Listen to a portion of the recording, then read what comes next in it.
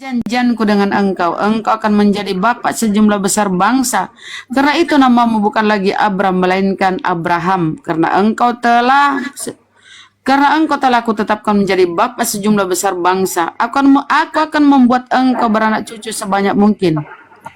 Engkau akan kubuat menjadi bangsa-bangsa dan daripadamu akan berasal raja-raja. Aku akan mengadakan perjanjian antara aku dan engkau, serta keturunanmu, turun-temurun menjadi perjanjian yang kekal. Aku akan mengadakan perjanjian antara aku dan engkau serta keturunanmu, turun-temurun menjadi perjanjian yang kekal, supaya aku menjadi Allahmu dan Allah keturunanmu. Kepadamu dan kepada keturunanmu akan kuberikan negeri ini yang kudiami sebagai orang asing, yakni seluruh tanah Kanaan aku berikan menjadi milikmu untuk selama-lamanya, dan aku akan menjadi Allah mereka. Lagi firman Allah kepada Abraham, dari pihakmu engkau harus memegang perjanjianku, engkau dan keturunanmu turun-temurun. Inilah perjanjianku yang harus kamu pegang. Bukan pegang ya, yang harus kamu pegang. Perjanjian antara aku dan kamu serta keturunanmu, yaitu setiap laki-laki di antara kamu harus disunat. Haruslah dikerat kulit khatannya, dan itulah akan menjadi tanda perjanjian antara aku dan kamu. Anak yang berumur 8 hari haruslah sunat, yakni setiap laki-laki di antara kamu turun-temurun, baik yang lahir di rumahmu maupun yang dibeli dengan uang dari salah seorang asing, tetapi tidak termasuk keturunanmu.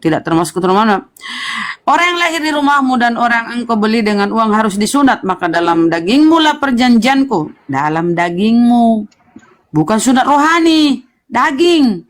Dalam dagingmu lah perjanjianku itu menjadi perjanjian yang kekal. Dan orang yang tidak disunat, yakni laki-laki yang tidak dikerat kulit khatannya, maka orang itu harus dilenyapkan. Kau harus dimatikan dari antara orang-orang sebangsanya. Ia telah mengingkari perjanjianku. Nah sekarang kamu udah dibacakan. Kenapa kamu nggak disunat? Itu perjanjian kepada bangsa Israel agar mereka diselamatkan. Justru kalau ada penyunatan setelah Yesus datang dan bukan bangsa Israel, itu sunat-sunat palsu. Coba. Baik. Itu aja tadi. Terus ya, kenapa Yesus disunat? Kenapa Yesus disunat? Bang, 1 menit. 1 menit dulu aku ngomong, Bang. 1 menit. Ya. Oke. Tujuan saya tadi hanya bertanya. Ntar dulu. Terus dijawab Ntar dulu kau pindahin topik. Kenapa kamu nggak disunat? Tunggu dulu. Jawab dulu langsung. Itu karena tunggu dulu, Bang. Karena itu, apa? Bang. Karena di Alkitab ini yang 90 tahun, Bang. Kalau di kalian, kenapa kamu nggak disunat? Jawab dulu. Kenapa kamu nggak disunat? Karena Bang, karena Kristen beda sama orang Yahudi bangsa Israel. Karena jawabannya ada di Galatia 5. Diam. Tampilin. Saya bantu kau menjawab kalau ada yang nanya. Tampilin Galatia 5 nomor 2. Galatia 5 kata Paulus, bila kau menyunatkan dirimu Oten, maka sia-sialah Yesus disalibkan. Itu, Bang. Kira-kira bunyinya begini ya. Galatia 5 nomor 2 berbunyi, sesungguhnya aku Paulus berkata kepadamu, jikalau kamu menyunatkan dirimu, Kristus sama sekali tidak akan berguna bagimu. Itu dong jawabannya. Artinya apa? Kalau Kristen itu sunat, Yesus tidak berguna. Itu jawabannya, coy. Dan Galatia 1 juga ada dikatakan sunat-sunat palsu. Jadi kalian itu kan begini. Dalam artiannya, kenapa sih orang blon-blon semua yang hadir subuh-subuh ya? Kenapa nggak ada orang pinter-pinter napa? Loh. Itu aja tadi si Rahma bilang 90 tahun. Dia pakai Alkitab. Sunat itu buat buat ajaran Samawi. Sunat itu buat agama Samawi, ajaran Samawi. Kalau ajaran Romawi, pagan nggak disunat. Nah itu jadi kalau contohnya lah tadi ku tanya Ibrahim berapa puluh tahun dia sunat? Udah nggak usah. Kami tidak berpatokan. Nggak ada orang Islam. Udah cukup ya, jangan dibahas dia itu. Jadi intinya Kristen kenapa nggak disunat? Karena memang ini Kristen ini bukan ajaran daripada Abraham. Kristen ini memang suka tidak mau memuliakan Abraham. Bahkan Kristen ini tiap hari mengutuk Abraham. Berarti dia penumpang gelap ya. Ya iyalah, ajaran daripada di luar ajaran para nabi. Semua para nabi itu disunat, termasuk Yesus, murid-muridnya pasti disunat lah. Nggak mungkin lah murid Yesus nggak disunat. Kristen. Diam dulu Juga kau. bisa nuduh kalian. Nah sekarang Kristen ini ajaran dari mana? Kok nggak disunat? Ayo, Dari kenapa? Roma. Bilang. Kalian tahu apa arti datangnya? Sekarang gini, aku nanya ini. Aku Dari nanya, Roma, ya. Bang, dari Roma itu. Kau dari Roma. Makanya kenapa Aku kau nanya mati itu sama pakai kalian. peti, Nabi Bang? Isa Karena disunat atau sebentar tidak? Bang, Bang. Kenapa kalian tuh nggak sunat? Kata Paulus nggak usah sunat karena Kristus tidak berguna. Kalian itu agama kalian itu dari Roma. Kenapa kalian mati pakai peti, pakai jas, Ini dasi 1400 kupu-kupu, yang sepatu menonton. pantopel? Nah, ya kan? Coba tengok itu. 1400 yang menonton. Iya Masa nggak gitu apa-apa. jawaban? Biar dia 1400 yang tengok. nonton. Kamu sangat-sangat 1 Korintus 4:10 kau bro. Coba tampilin benar Mas 1 Korintus Aku 4:10. bodoh karena Kristus. Oten botol karena Kristus. Nah itu 1.400 orang menonton begitu. Aku bilang api memungut-mungut uang termasuk si Juma dan kalian semua itu mengambil uang tapi Jangan tidak bola ke menyalurkan. situ. Nah, itu mana Nggak apa-apa, jawabannya? nggak apa-apa. Sini. Kalian Kubayarin mendakwah mukamu sini. bukan dengan Quran dan hadis. Ku bayarin mukamu sini. Jangan. Kalau kami apologet Islam Indonesia, kami punya yayasan. Kami punya rekening yayasan. Transparansi diketahui semua oleh para bendahara dan para pengurus. Kami punya MMCI. Itu rekening yayasan. Bisa diaudit. Sumber dana kami bukan dari orang yang berkulup. Jadi sumber dana kami bukan orang yang berkulup dan pemakan babi. Jadi tidak merugikan kalian. Kenapakah kalian yang gatal? Jawabannya adalah karena kalian iri dan dengki disebabkan oleh ajaran siapa? Iri dan dengki disebabkan oleh ajaran Lucifer. Siper Bintang Timur. Masih mau kau datang besok, Oten? Makanya aku bilang kalau naik itu bertanyamu itu yang inilah. Mati bijak. Diulang lagi ya. Burung. Kami dari Apologet Islam Indonesia bersama dengan Makassar Mualaf Center Indonesia, ya, kami tidak pernah menerima bentuk apapun dari orang yang berkulup dan pemakan babi dan yang menuhankan anak manusia. Kagak pernah. Kami tolak. Yang kami terima adalah sesama muslim, seakidah.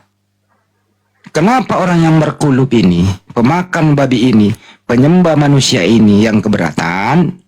Karena mereka iri hati dan dengki disebabkan dirasuki oleh ajaran Lucifer. Siper. Lu. Itu Gila lu bro. masih mau kau datang besok. Mati bijak. Kita yang kerjasama di dalam Al-Quran dijelaskan surat Ali Imran 104.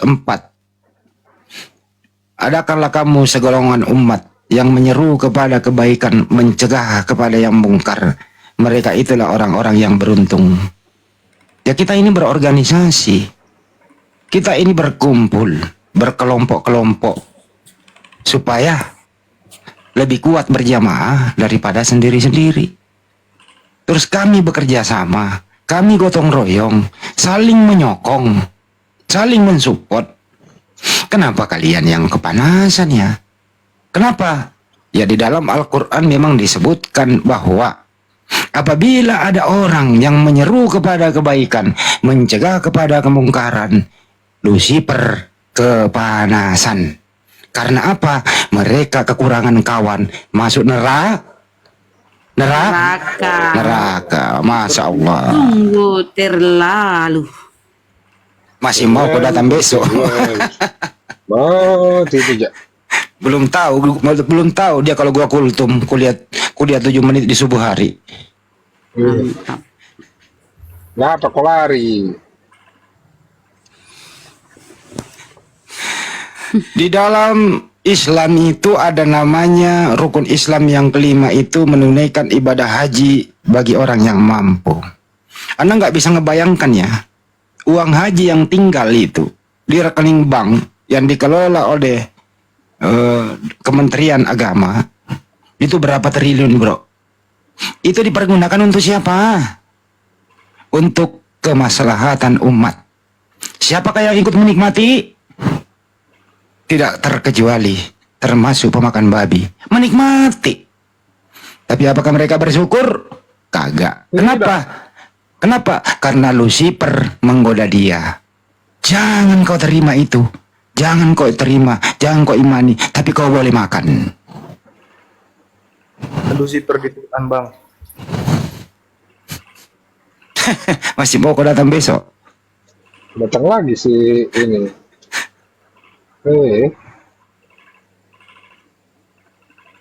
Makanya mari kita diskusi itu saling menghormati.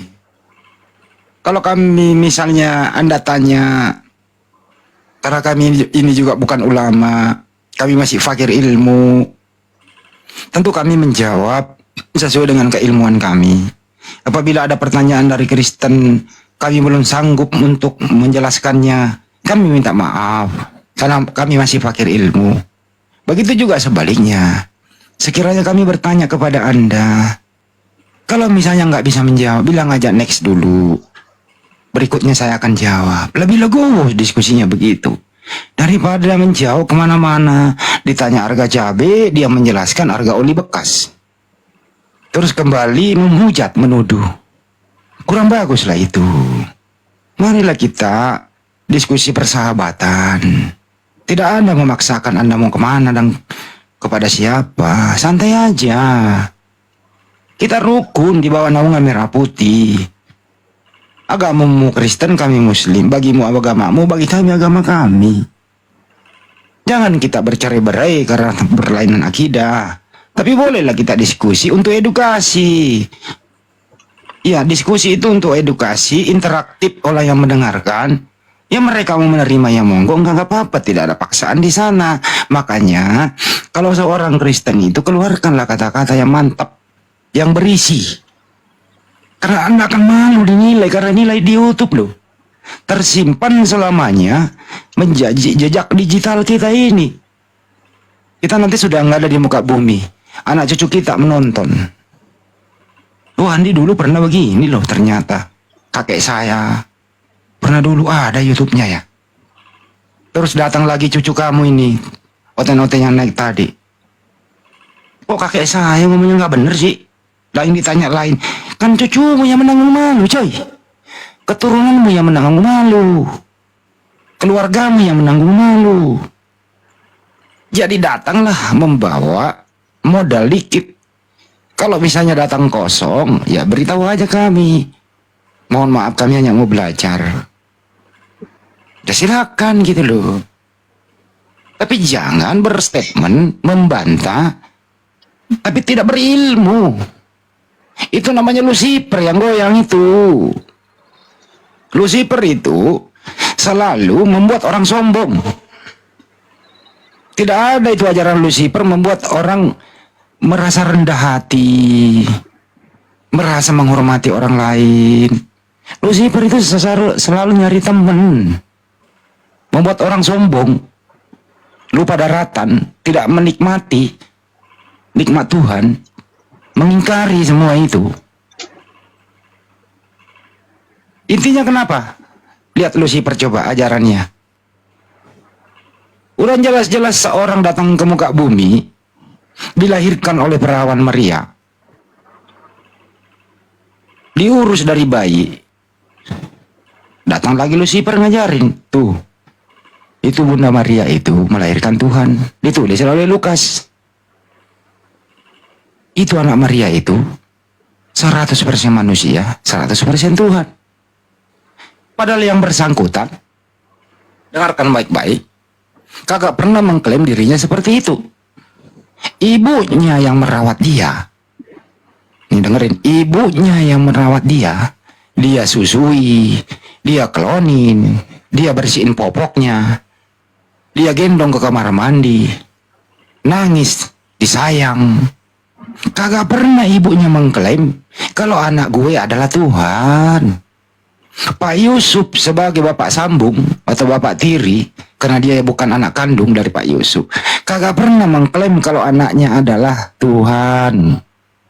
Punya lagi saudara 4 orang. Kagak pernah tuh ada statement dari adik-adiknya mengatakan bahwa abang gue adalah Tuhan. Kagak ada. Orang terdekat dia loh. Satu keluarga. Hidup rukun. Makan bareng. Tidur bareng.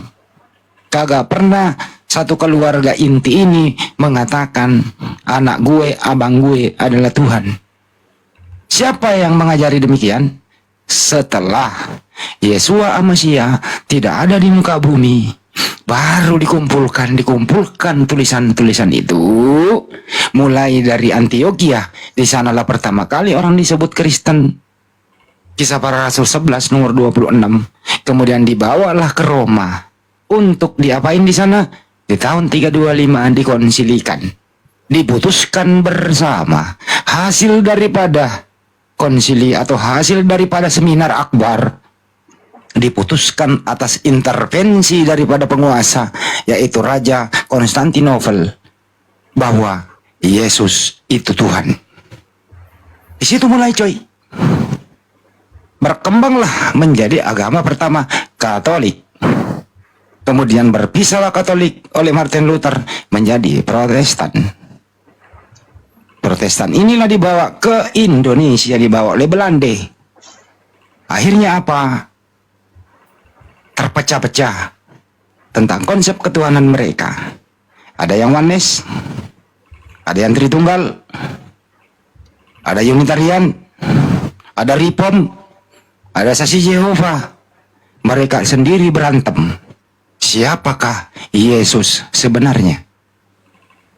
Oneness bilang Yesus itu Bapa itu sendiri, yang mati di salib ya Tuhan. Datang Tritunggal, kagak, yang mati itu manusianya.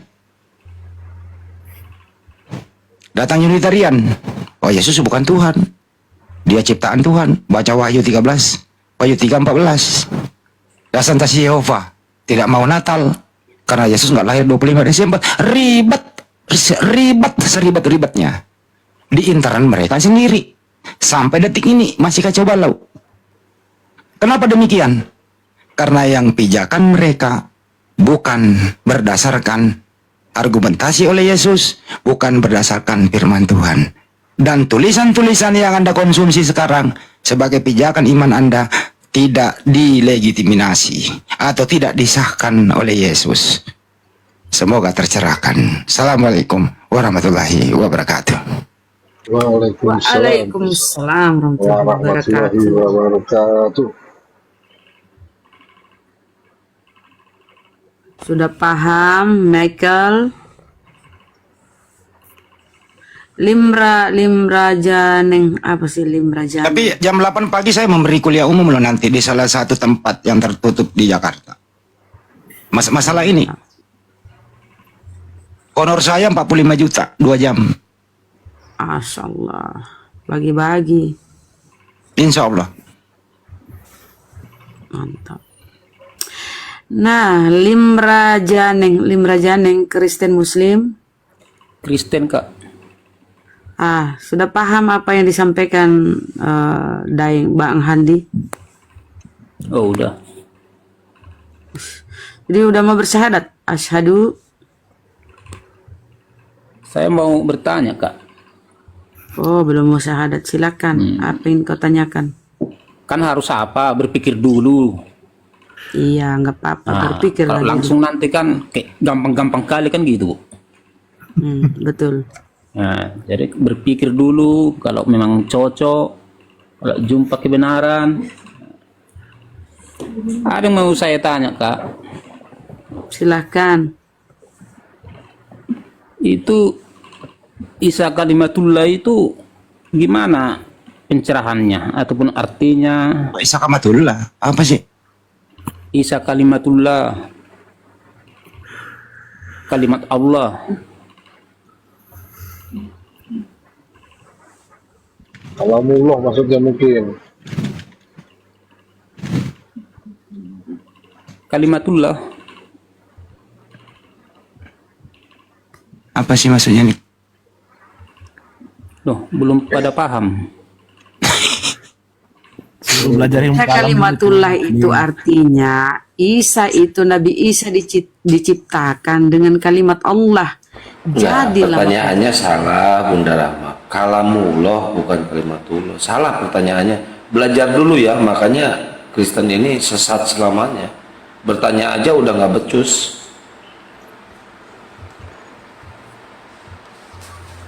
kalimatullah, memang ada gelarnya kalimatullah. Salah, kalamullah. Isa itu Tuhan. Kalam Allah, Rohullah. Ya, ya artinya Isa itu diciptakan dengan kalimat Allah. Oh, saya pikir Isa itu kalimat Allah. Masa Isa kalimat? Kan manusia dia, Bang. Ya Maksudnya saya makanya tanya di tuh, situ Bang. lurusin. Oh, itu. Iya. Jadi kalau dibilang hakim yang adil, Isa itu Nggak ada masalah kalau dia hakim yang adil. maksudnya yang Karena saya nggak karena Nabi itu nggak boleh bohong, dia harus adil. yang saya pahami di semua agama hakim yang adil itu cuma Tuhan gitu, Bang. Oh iya, kalau di bumi siapa hakim yang adil? Di bumi ini nggak ada yang adil, Bang. Jadi Nabi nggak ada yang adil dong. Jadi Yesus nggak pernah adil. Yang si adil-adilnya cuma Tuhan, Bang. Yesus waktu di bumi nggak adil dia. Kasih Yohanes 5:30 benar Rama. Benar Rama, kasih Yohanes 5:30. Ya Bang, ya. Ya, kita kasih dulu di surah At-Tin ya. Oh ya boleh itu. Surah At-Tin ayat 8 itu tertulis, bukankah Allah hakim yang paling adil? Di mana surah berapa? 30. Surah Bible nomor pasal Yohanes 5:30.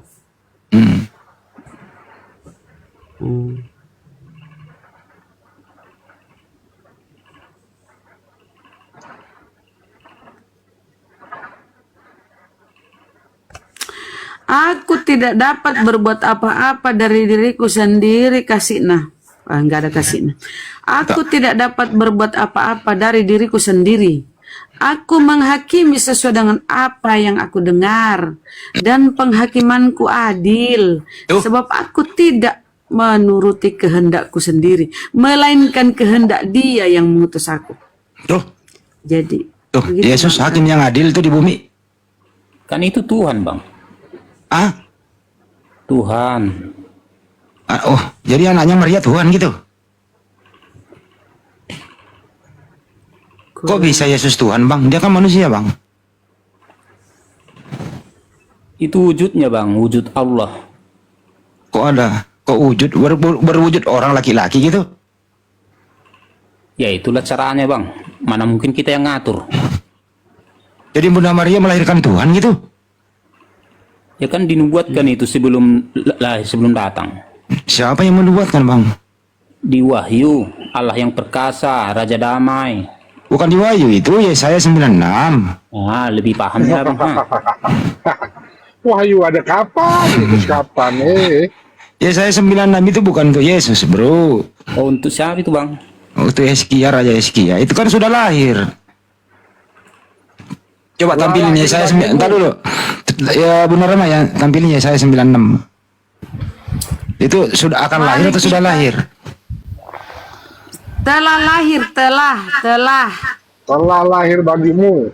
Telah. Tampilin aja Bunda biar dia belajar. Kan dia juga jarang baca. Masa Wahyu, ya ternyata Yesaya.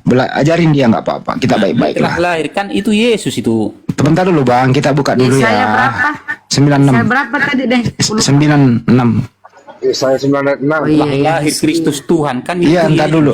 Entar dulu bro. Kalau itu Lukas 2:11 ya lu maksud. Entar dulu ya. Satu-satu ya sayang ya.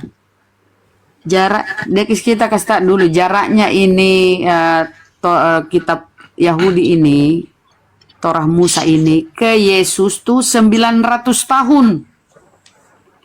Perlu kalian pelajar ketahui ya.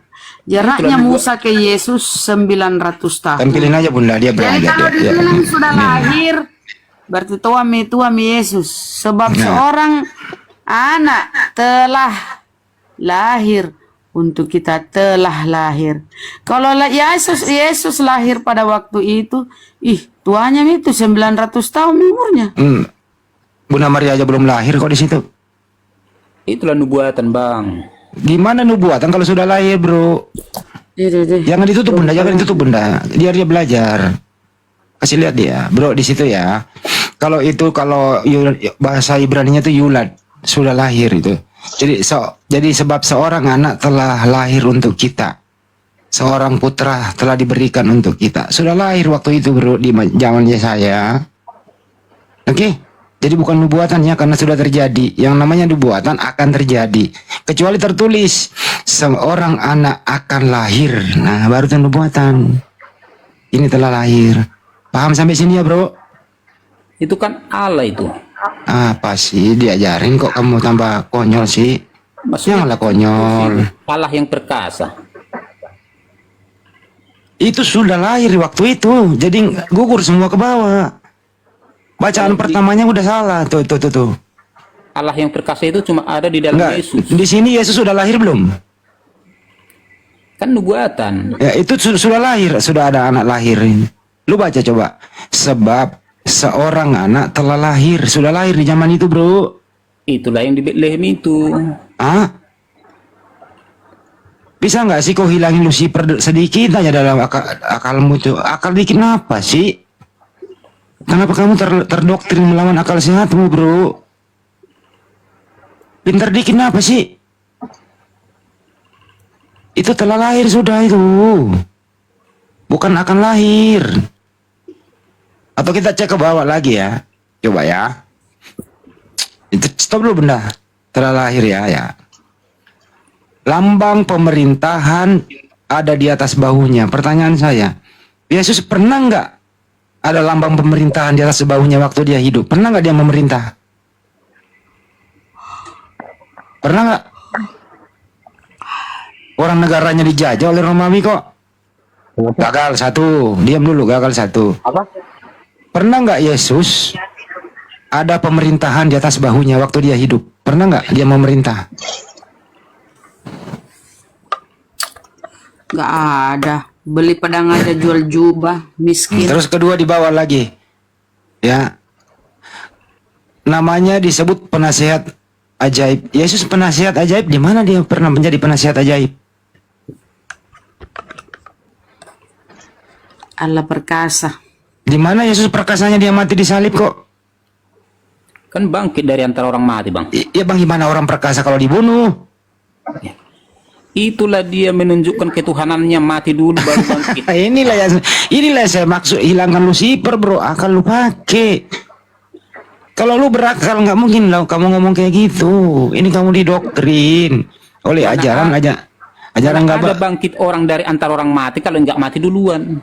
Nah, itulah menunjukkan ketuhanan itu. Oke, diam dulu. Orang kalau dimatikan di tiang salib itu perkasa atau tidak perkasa? Kalau dimatiin di tiang salib, perkasa nggak? Tidak ada bangkit dari orang mati kalau nggak mati. Jangan duluan. bangkitnya dulu, matinya dulu, bro. Berarti abang cuma menengok apa yang salahnya. Habis aja. mati dulu baru kita omongin bangkit. Jangan lompati matinya satu-satu. Saya tanya kamu, Yesus mati di tiang salib, dia perkasa atau tidak? Itu dia menyerahkan nyawanya, bukan dimatikan. Diserahkan kepada siapa nyawanya? Diserahkan untuk manusia lah ibaratnya. Oh, nyawanya dititip ke manusia dulu. Menebus manusia dari dosa. Iya. Oke, terus Yesus itu dibangkitkan atau bangkit sendiri?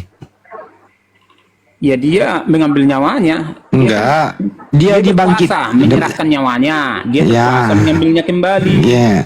Jadi ada sertiwa ya, serah terima nyawa, gitu. Itu Oke, sertiwa, baik. Yesus itu bangkit sendiri apa dibangkitkan? Tadi udah saya jawab, Bang. Dia berkuasa memberikan nyawanya, berkuasa mengambilnya Iya, kembali. waktu dia bangkit itu dia bangkit sendiri. Kan mati nih 3 hari, dikubur 3 hari nih. Terus dia bangkit. Nah, bangkit sendiri atau dibangkitkan? Masa abang nggak paham? Dia berkuasa menyerahkan nyawanya, berkuasa mengambilnya kembali. Kalau mengambilnya kembali, itulah bangkit. Bangkit sendiri apa dibangkitkan? Loh, kok bodoh kali? Nah, oke, kasih Kisah 2:32 Bunda. Tolong Bunda. Kisah 2:36 kalau nggak salah, 36. Kisah 2:36 deh. Kalau nggak salah ya. Dan inilah Yesus yang dibangkitkan oleh Allah dan kita semua jadi saksi. Kisah Kisah 2:32, 36. Kisah 3. Kisah 2:36. Kisah 2:3 coba. 32 Pak. Oh ya. Bukan Kisah 2:32. Udah cocok 32. 36. Tapi Jadi sebenarnya seluruh Bang, kaum saya Israel tadi harus tahu. bertanya Isa kalimatullah, tapi Tar dulu. lebar. Tar dulu Bro. Kisah 2:32 Bunda. Bukan itu, Kisah 2:32. Allah telah membuat Yesus. Oh, salah. Kisah 2:32. Kisah 2:32. Terus kok mau bahas apa? Memang kamu jadi tersangka kok subuh-subuh. Kristen itu tersangka, harus diluruskan dengan Bibelnya Saya, sendiri. Bang, gini loh, Nah, Bang. inilah Yesus inilah, dengar dulu Bibelmu, Limrah. Yesus inilah yang dibangkitkan Allah, dibangkitkan Allah. Jadi dia ini gak ada dayanya. Tadi kau udah ada tanya, aku tidak bisa berbuat apa-apa. Yesus inilah yang dibangkitkan Allah dan tentang hal itu kami semua adalah saksi. Jadi banyak yang jadi dibangkitkan dia, bukan bangkit sendiri ya. Oke, bro. Oke. You understand? Bahasa Inggris kan lagi. Maksudnya itu, Bu, dia kan tidak bisa berbuat apa-apa. Ya, Dari diri- bengkokkan terus kau itu Bibelmu. Bengkokkan.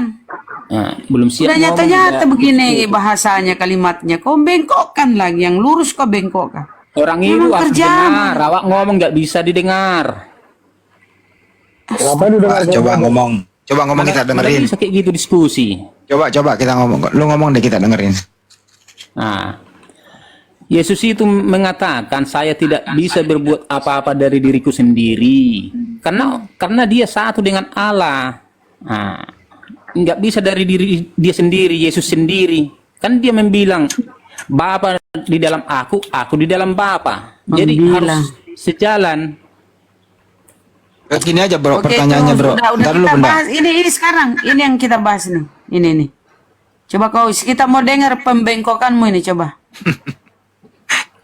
Kan udah dibilang tadi, Bu, ibaratnya Bapa di dalam aku di dalam Bapa. Jadi dia nggak bisa berbuat apa-apa dari diri sendiri, harus sama gitu. Ini dulu ini gitu. Udah kita udah berbicara tentang di dalam-dalam ini dibangkitkan. Kau sudah percaya bahwa Yesus itu dibangkitkan? Iya, harus sama dia. Sama. Mana lebih besar Yesus daripada Bapak, Bro?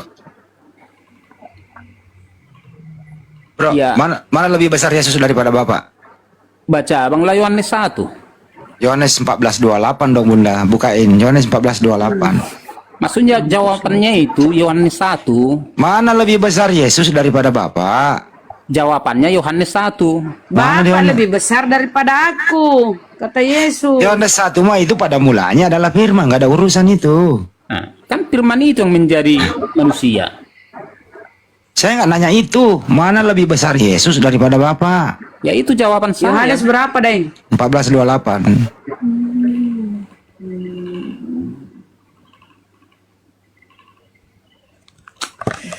Yohanes 14:28 Bro, jawabannya lu lagi-lagi Yohanes 1. Ada aja lu ah.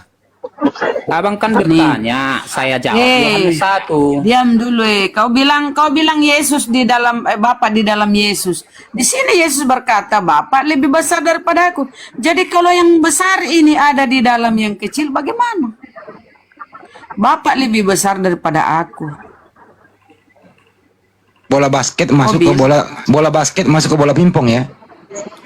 Kau bilang Bapa di dalam Yesus.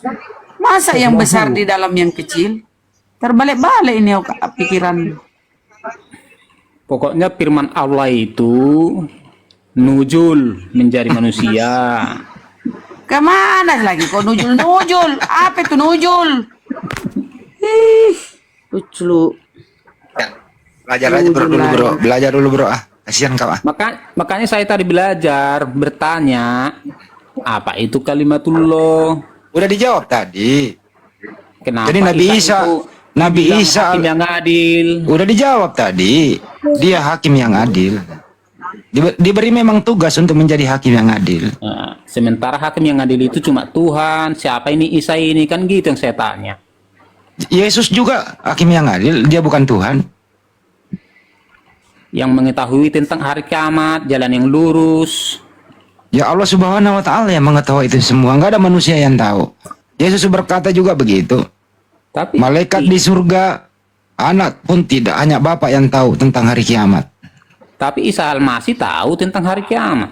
Di mana tertulis itu? Oh, dia percaya Nabi Isa Yesus. Dia percaya. Oh, Coba kau buka percaya Al-Sukur. Bang ya? Benar Rama, buka Al-Sukur 61. Kita tanya dulu Bang, kau percaya ya Nabi Isa Yesus? Bang, Saya menanya Isa, bukan percaya. Gak apa-apa, kasih Al-Sukur 61 Bunda, kita ajarin aja. Dia nggak punya ilmu kok, kasihan. Al-Sukur 61 Bunda. 61. Kita kayak gini-gini dalam kepala lo bro.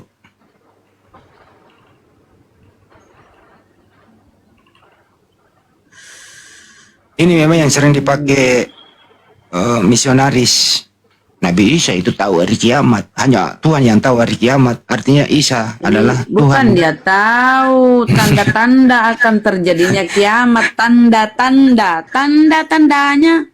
Ini kan memang pembunuhan diri gitu loh. Karena berkat Lucifer semua gitu. Nggak apa-apa Bunda, ajarin dia lah.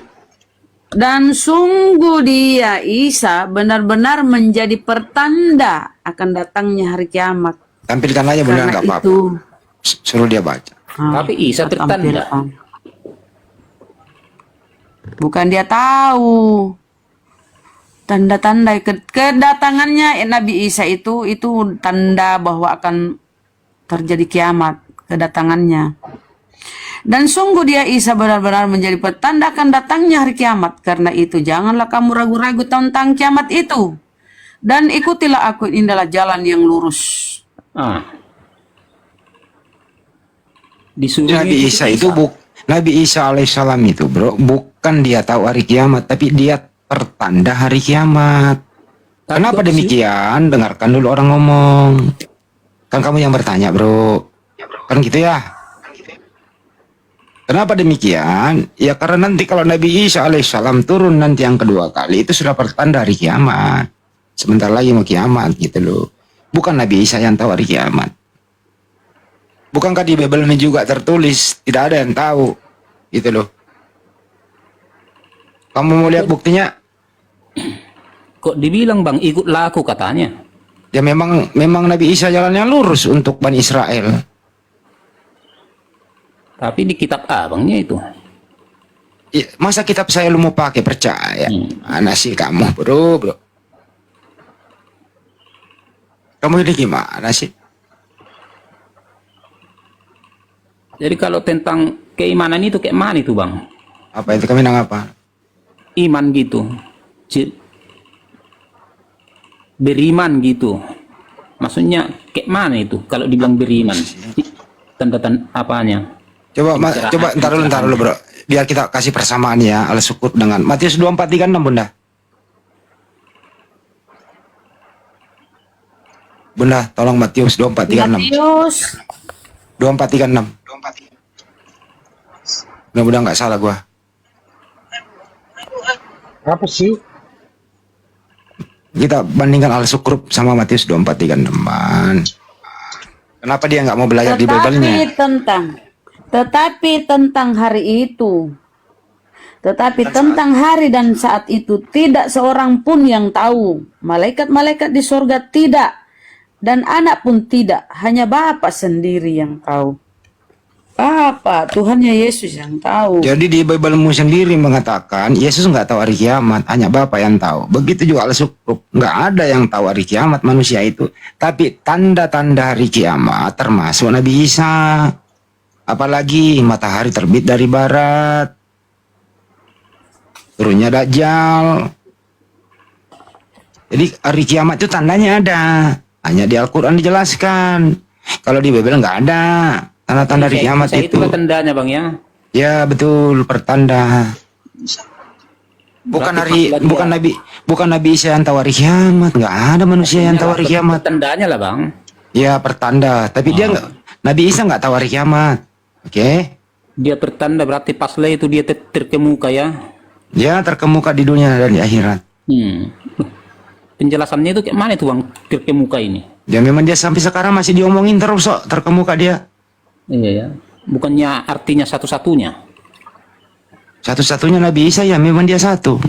Dia nggak punya saudara kembar. Itu ayatnya jangan kau cuma potong dia terkemuka di dunia dan di akhirat, dan termasuk orang-orang yang didekatkan kepada Allah, dan termasuk orang-orang yang didekatkan kepada Allah. Orang-orang berarti dia orang, Berarti yang dan pendekat sama termasuk Allah, orang-orang berarti banyak itu.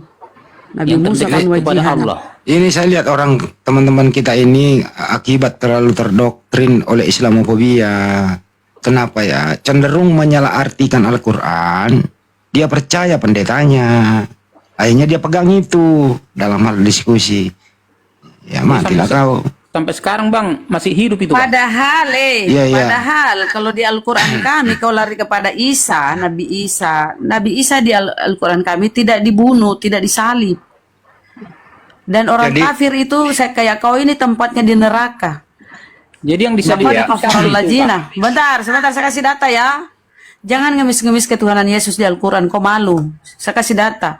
Laqad kafarul ladzina innallaha huwal masih ibnu Maryam. Sungguh telah kafir orang yang berkata Allah itu Isa putra Maryam. Kafir. Kafir itu apa? Tempatnya kau di neraka. Finari jahannam. Khalidina fiha abada. Kau kekal di dalamnya. Jadi kalau kau masuk ke Al-Quran untuk mencari-cari pembenaran ketuhanan Isa atau Yesus, nggak ada. Bagi kami Nabi Isa itu mulia, tidak dihinakan, mati terkutuk, enggak. Dia diselamatkan, diangkat ke sisi Allah. Jadi sorry menyori ya. Yang disalib itu kak, siapa itu kak? Oke, yang di dalam Al-Quran di An-Nisa 157 ya. Yang disalib itu tidak disebutkan namanya di Al-Quran, tapi diserupakan. Nabi Isa itu tidak disalib, tidak dibunuh, tapi diselamatkan, diangkat hidup-hidup. Kembali ke sisi Allah. Gitu ya. Ambil sarapan dulu, nanti disuruh buka. Jadi yang disalib itu orang yang diserupakan. Bukan Nabi Isa. Jadi taruhlah bang orang lain yang disalib. Apakah nggak ada keluarga yang kehilangan? Dia kehilangan keluarganya karena dia mati. Kenapa memang? Iya ya.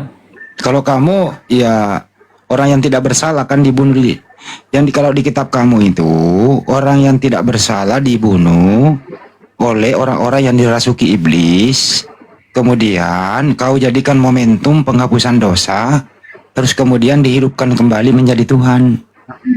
Kalau kebalik bro, kalau di Al-Quran itu Nabi Isa alaihissalam diselamatkan, tidak disalib. Yang disalib adalah orang diserupakan. Yang diserupakan inilah yang kau tuhankan di Biblemu, kau jadikan alat penebus dosa, pertumpahan darahnya, dihidupkan menjadi Tuhan. Gitu bro. Jadikan bang, memang dari dulu dia udah Tuhan.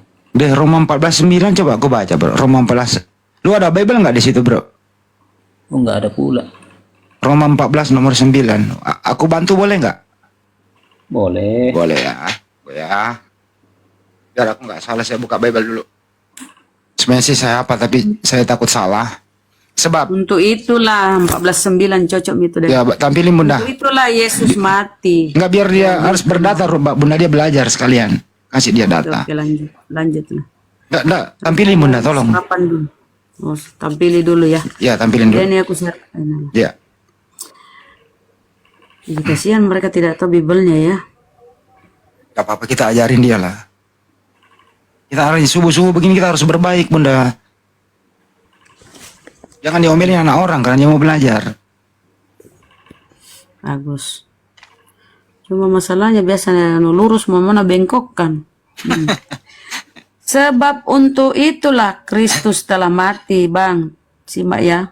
Sebab untuk itulah Kristus telah mati dan hidup kembali supaya, ada kata supaya ya, supaya ia menjadi Tuhan baik atas orang mati maupun atas orang hidup, supaya jadi Yesus itu mati dulu baru bisa jadi Tuhan, supaya ia menjadi Tuhan, gitu Bang. Bersambung ke kisah 236 Bunda. Hampir sama, Kisah Bun. 36. Ya.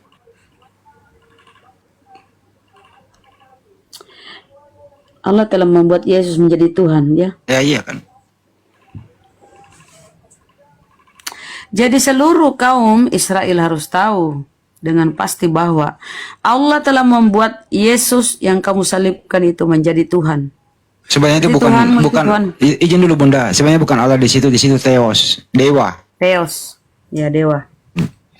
Jadi seluruh kaum Israel harus tahu dengan pasti bahwa Theos atau dewa telah membuat Yesus yang kamu salibkan itu menjadi Tuhan. Jadi Tuhanmu Tuhan buatan, Bang Limra.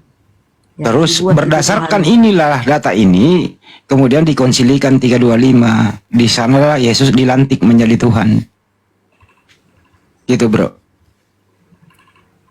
Jadi selama Yesus hidup itu tidak ada tanda-tanda dia Tuhan, nggak ada sama sekali. Tapi waktu lahir udah dikasih tahu Bang, hari ini telah lahir Kristus Tuhan. Itu Lukas 2 nomor 11. Itu kurios. Itu Sebenarnya kan dengerin malaikat saya. yang ngasih tahu. Masa malaikat memberitahu, bro? Lukas 2 nomor 11, di dalam terjemahan barunya, pada hari ini telah lahir bagimu juru selamat Kristus Tuhan di kota Daud. Nah, itu Tapi Bang. terjemahan lamanya itu berdasarkan original teks itu kurios. Di situ Tuhan, bukan Tuhan. Jangan mau dibodohi, bro, oleh terjemahan. Saya perhatikan dari tadi, asal ada yang tepat, nah itu terjemahan. Kalau ada yang tidak tepat, nah itu pas, bagus. Ya kalau begitu saya ikuti aja. Jadi menurut kamu Bunda Maria melahirkan Tuhan? Ya memang melalui apa, garis suci. Iya, anaknya yang dilahirkan Bunda Maria itu, yang dibungkus lampin, taruh di palungan, itu Tuhan atau manusia? Firman Saya Tuhan. ulang ya. Bunda Maria melahirkan nih. Hmm. Nah, pertama keluar suara bayi kan, oe, oe. Kasih nangis dong. Iya. Bungkus kain lampin, taruh di palungan, Bunda Maria ngambil, disusui.